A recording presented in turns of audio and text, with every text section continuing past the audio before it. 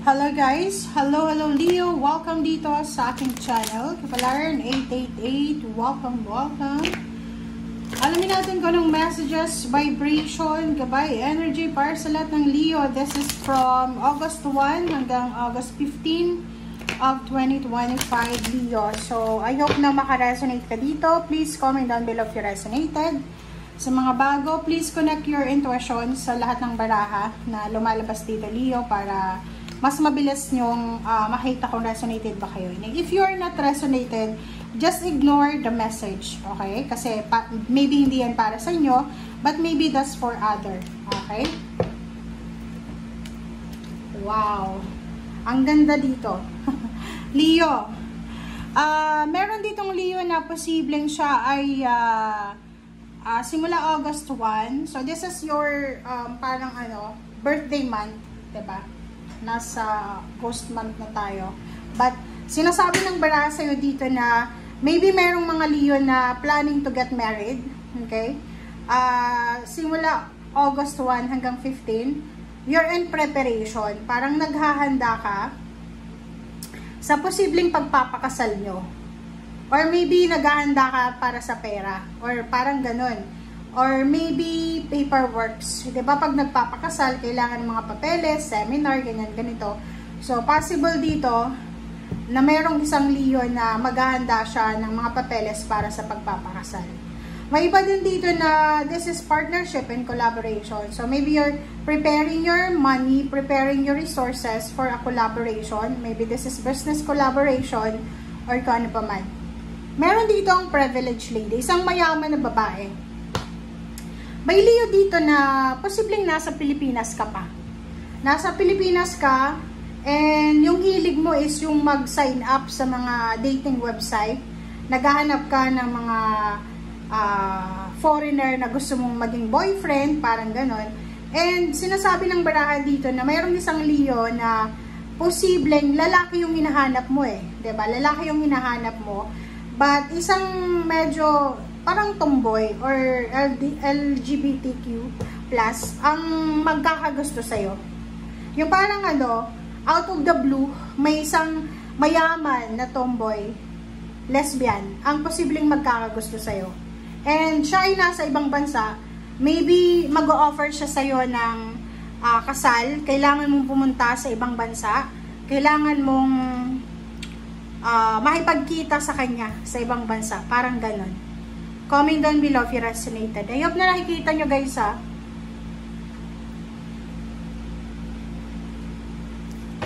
Leo.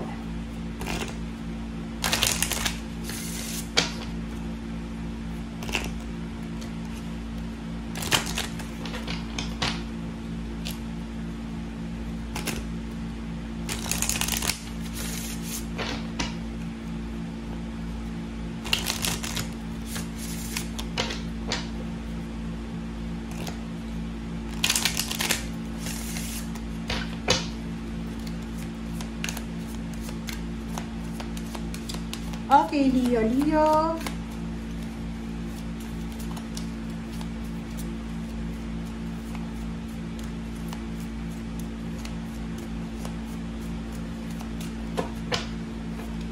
Okay, 5. Oops. Next is Earth Magic Fairies. Oh, parang ganon. Like for example, meron dito mga Leo na sobra-sobra yung problema na pinagdaanan nila for almost maybe 3 years, 5 years, parang ganon. And isang parang aksidente, yung unexpected, isang milagro, miracle, ang posibleng mangyari sa buhay nyo. So, yung fairies na to, Earth Magic, is may mga tao sa mundo, like for example, mga tao na pwedeng makatulong sa'yo, like their fairies, diba? Pag yung mga fairies, igagrant yung mga wishes natin. So, sinasabi ng baraha na may like napakayaman na tao ang posibleng ma-encounter ka. It's either in terms of relationship, intimate, or maybe business or company. Ang posibleng makakatulong sa'yo para maalis yung mga problema na pinagdadaanan mo sa ngayon. Okay. Pasensya na guys kung sobrang ingay kasi kailangan kong gumamit ng electric fan, ng aircon kasi sobrang init ngayon. Summer sa amin ngayon. Okay? Sobrang init talaga. Okay, the Hangman. 7 of Wands. Kasi baka maisip nyo, may tunog eh. May nagbabuzz na sound. Okay. Hangman, 7 of Wands, 4 of Wands, and 8 of Cups.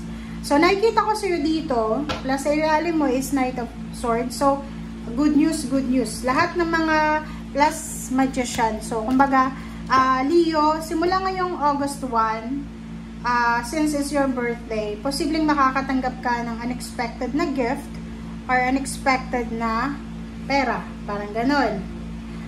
Dito sa 7 of Wands na to, sinasabi ng barahan na protection. Protection, or ano bang masasabi natin dyan?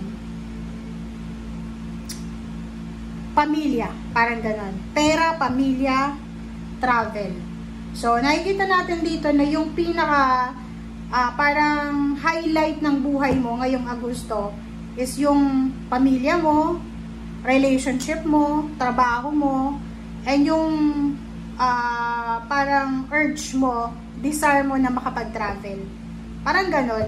So, nakikita ko sir dito, maraming nahang na travel ng posibleng matutuloy. Marami kang parang pinospone na mga travel plans, pagbabakasyon, or marami kang pinospone na mga plano sa buhay. Maybe yung iba gustong bumili ng sasakyan, lumipat ng bahay, lumipat ng lugar for work or business. But sinasabi ng 7 of Wands and 4 of Wands dito na kung ano man to na foundation mo na gusto mong proteksyonan, huwag kang mag-alala kasi you are guided, you are supported, you are protected ng ating universe. So, hindi ka dapat nag-aalala kasi may mga sumusuporta sa'yo nang hindi mo nalalaman. Okay? 4 of Wands, sinasabi ng barahan na there's a family occasions. Yun nga, birthday mo, pwedeng may celebration kayo sa pamilya. There's a good news about new baby. There's a wedding. There's a good news about house, home. Yung parang mayroong ikakasal. Yun, parang like kapatid mo or maybe ikaw. Basta meron ditong ikakasal. Merong housewarming, house blessing, or magsisimulang magpatayo ng bahay. And Ace of Pentacles, meron ditong like kakilala ka, kamag-anak, anak mo, magulang mo, na posibleng tatanggap siya ng isang job offer, international or local, pero kailangan niya mag-travel. Okay?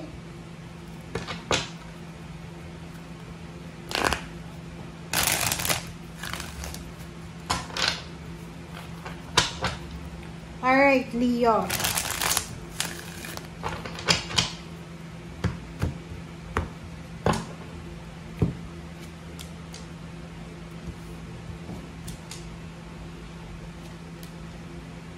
Okay, 10 of Wands, 2 of Wands, Page of Wands, and 9 of Cups. Wow!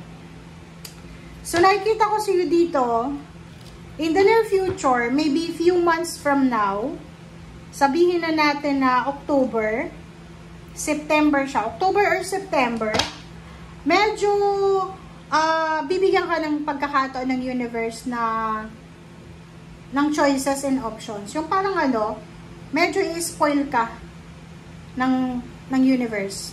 Okay?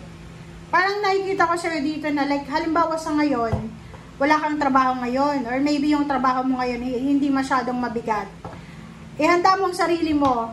Kasi pagdating ng September or October, sobra-sobra kang magiging busy. Busy sa trabaho, busy sa pamilya, busy sa plano, sa future, busy ka sa okasyon kasi may mga okasyon na posibleng gaganapin. So, pwedeng September or October yung kasal, fiesta, or may mga birthday celebration sa family. Okay. So, nakikita ko sir dito, medyo mayroong Leo dito na, ano siya, tawag dyan, marami siyang kinakatakutan, 'di ba? Like natatakot ka sa kung ano yung mangyari sa buhay mo in the future. Yung parang masyado kang nag-overthink, nag-overanalyze na what if ganyan ganito, what if ganyan ganyan. So sinasabi ng The Moon card dito na kailangan mong harapin yung takot na yan.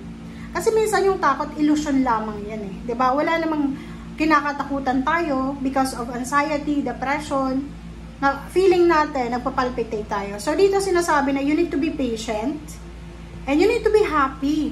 Huwag kang matakot na maging masaya. Kasi parang nakikita ko, meron ditong Leo na natatakot siyang mag-celebrate, natatakot siyang maging masaya because iniisip niya na after ng masayang buhay na to, baka dumating naman yung problema, parang ganon. So, kahit dumating yung problema na yun, bakit ka matatakot? At least na-enjoy mo yung ngayon. Okay? So, just enjoy the moment. Just enjoy the journey. Okay? So, yun ang sinasabi ng baraha mo. Thank you guys. Bye!